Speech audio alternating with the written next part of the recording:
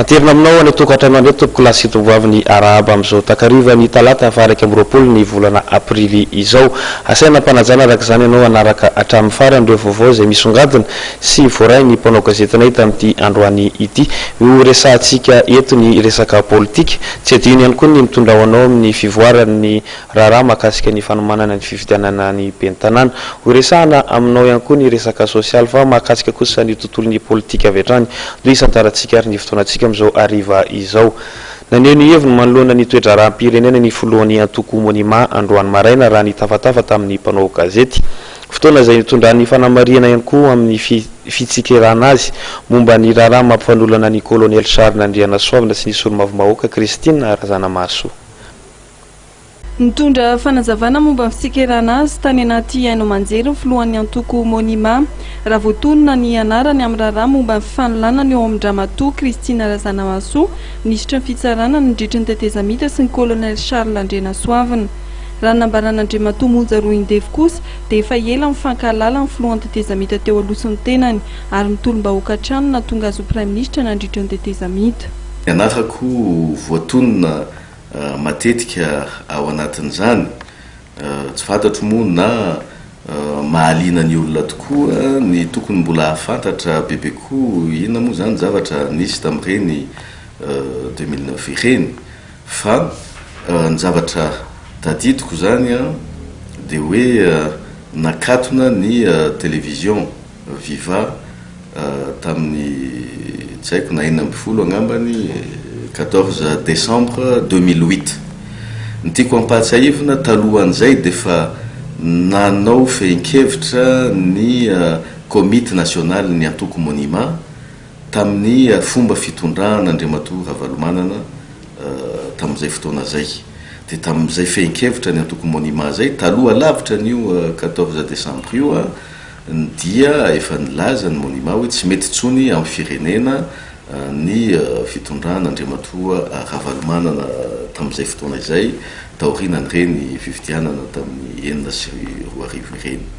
Tonga tokoa moa zany ny 14 décembre io dia nisy ny fivoriana natao teny amin'ny espace d'air ny tsy tadidiko fa mandidina ny 16 décembre 2008 teny amin'ny espace d'air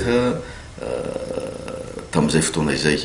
Misy tompon'andraikitra politika ataoko hoe mahery 40 na olona mahery 50 niarany vory tao. Tamin'izay aloha dia tsy nahita ny tavany hoe Razanapierre na Lalatina ny tenako tao anatin'izany fivoriana izany.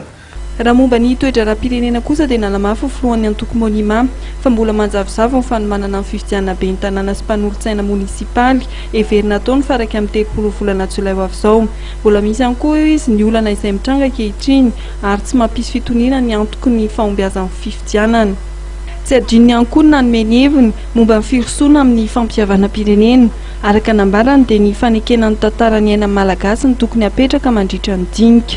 Ny monima mikasika ny réconciliation nationale moa zany ny monima dia mazava ny heviny hoe betsaka le zavatra tsy nety teto amin'ny firenena. Ny olona rehetra iarahantsika mahalala fa dia tsisy firenena mandeha tsy mahafantatra ny tantara ao aminy. Hatramin'izao ny fitondram-panjakana zay nifandimby dia tsy ny reconnaître officiellement na mankatohatra officiellement ny famonoana zay nitranga tamin'ny 1/70 na ny tolona nataony vahoaka malagasy tamin'ny 1/70. Nefany fitiavan-tanindrazana nodradradradraitsika eto rehefa tonga ny 29 mars dia miezaka samy milaza zay tiatsika ho lazaintsika amin'izany fitiavan-tanindrazana zany nefa misy mbola tantaram-pirenena tsy eketsika malagasy akory indrindra moa ny fanjakana malagasy. Ka raha tena ho atao tokoa zany fampihavana-pirenena zany zay no mahatonga anay mbola miteny foana hoe ny fiaonana tampony olo-pirenena ny tokony ho amafisina satria tamin'ny 1/70 sy 700 ange nisy olona 3 arivo maty ary voavinanao tsangam-bato ho an'izany izahay na dia tokony ho ny fanjakana ary ny tokony nanao an'izany. Noho ireo indrindra dia laza ny filohan'ny antoko monima fa mianjady amin'ny Afrika ny olana tsy fanekenany tantara ka anisan'ny mahatonga ny tsy fitiavana vahiny ny trango Afrika Atsimo. Ho azy dia fotoana izao andinian'ny Afrika iray manontolo ny fomba fampandrosoana sy ny fametrahana ny demokrasia ahafahana mametraka fiarahamonina mirindra.